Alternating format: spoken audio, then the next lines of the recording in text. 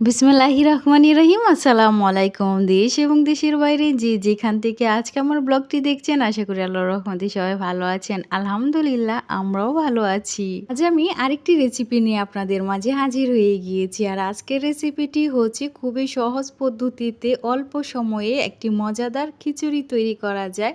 তো তারই রেসিপি আপনাদের সাথে আজ আমি শেয়ার করব। তো এখানে আমি খিচুড়ি রান্না করার জন্য চাল, ডাল এবং আলু কেটে রেখেছি। রেখে ধুয়ে ভালোভাবে পরিষ্কার করে এখানে রেখে দিয়েছি। তো খিচুড়িতে এখানে আমি 2 রকমের ডাল দিয়েছি এবং আলু কেটে দিয়েছি। তো আলুটা হচ্ছে অপশনাল, আপনারা ইচ্ছা করলে দিতেও পারেন, আবার নাও দিতে পারেন। এখন আমি একটি চুলাতে কড়াই বসিয়ে দিয়েছি। তো কড়াইটি গরম হয়ে গিয়েছে। তো এই পর্যায়ে আমি পরিমাণ মতো তেল অ্যাড করে দিচ্ছি এর মধ্যে।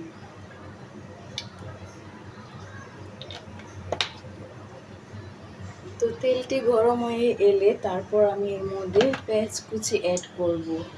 তো এর মধ্যে তেলটি গরম হয়ে এসেছে, তো এখন আমি পেঁয়াজ কুচিগুলি দিয়ে দিচ্ছি।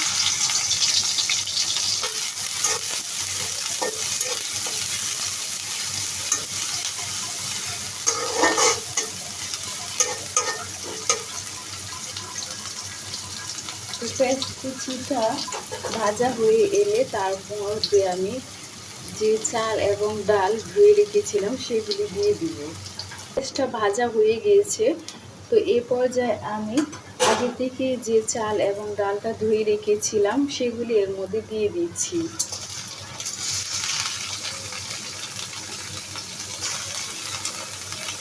আর আজকের খিচুড়িটা আমি একদম সহজ উপায়ে আপনাদেরকে রান্না করে দেখাবো।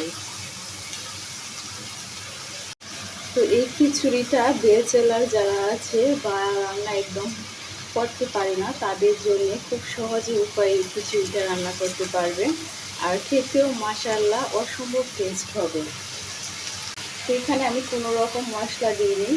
তো এখন আমি প্রথমে আগে চাল এবং ডালটাকে ভালোভাবে পেঁয়াজের সঙ্গে ভেজে নেব।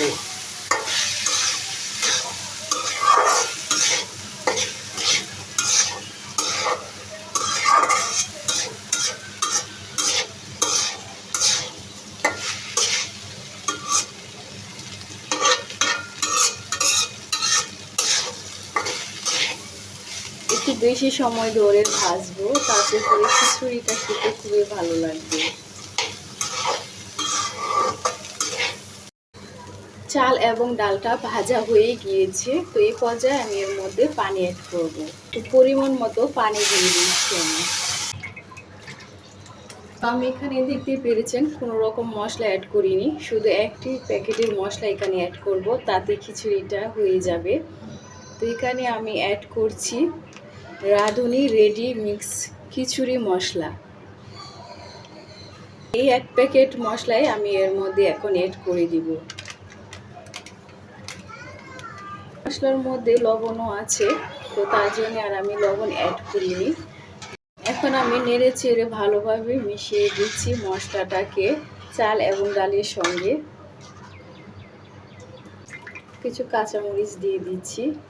কাঁচামরিচগুলি দিয়ে এখন আমি একটি ঢাকনা দিয়ে ঢেকে ফুল আঁচে রান্না করব। তো এখন ঢাকনাটা উঠিয়ে দেখে নিচ্ছি।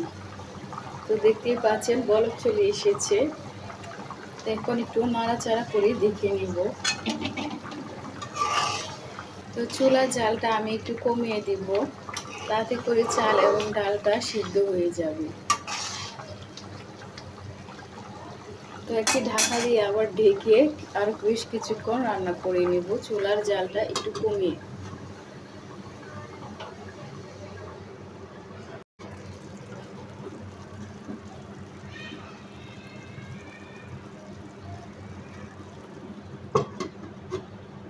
ওই ছোলায় আমি খিচুড়িটা রান্না করছি, আর এই ছোলার মধ্যে আমি আরেকটি কড়াই বসিয়ে দিয়েছি। এর মধ্যে আমি এখন বেগুন ভেজে নেব, কারণ খিচুড়ির সঙ্গে বেগুন এবং ডিম যে কোনো একটা দিয়ে খেতে অনেক ভালো লাগে।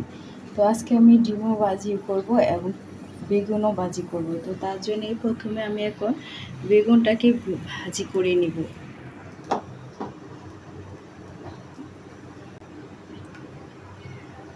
তো এখন বেগুনটা ভাজি করে নেব, তার জন্য তেল দিয়ে দিয়েছি। বেগুনটা আগে থেকে আমি মশলা দিয়ে মাখিয়ে রেখে দিয়েছিলাম, এখন ভেজে নিচ্ছি। খিচুড়িটা দেখে নেব। তো খিচুড়িটা রান্না হয়ে গিয়েছে।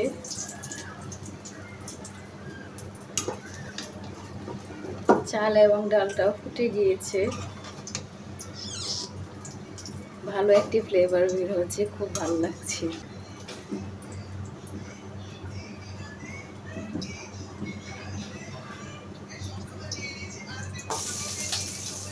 এই পর্যায়ে আমি চুলাটা বন্ধ করে দিব, দিয়ে খিচুড়িটা চুলা থেকে নামিয়ে নেব। তো বেগুনটা ভাজা হয়ে গিয়েছে, এখন আমি বেগুনটা উঠিয়ে নেব। উঠিয়ে একটি পাত্রের মধ্যে রেখে দিব, আর ডিমটা ভেজে নেব আমি।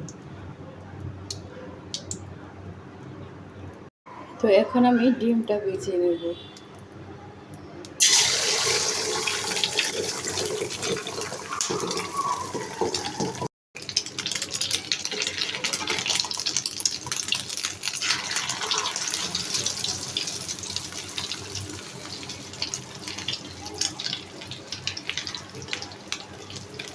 তৈরি করে নিয়েছি খুবই সহজ পদ্ধতিতে এবং অল্প সময়ের মধ্যে একটি মজাদার খিচুড়ি রেসিপি। আর এই খিচুড়িটা খাওয়ার জন্যে সঙ্গে করে নিয়েছি ডিম ভাজি এবং বেগুন ভাজা। এই রেসিপিটা বৃষ্টির দিনে একদম জমে যায়। তো অবশ্যই বাসায় আপনারা একবার ট্রাই করবেন, আশা করি আপনাদের কাছেও ভালো লাগবে। আজ ব্লগটি এখানেই শেষ করছি। সবাই ভালো থাকবেন, সুস্থ থাকবেন এবং আমাদের জন্য দোয়া করবেন। আল্লাহ হাফেজ।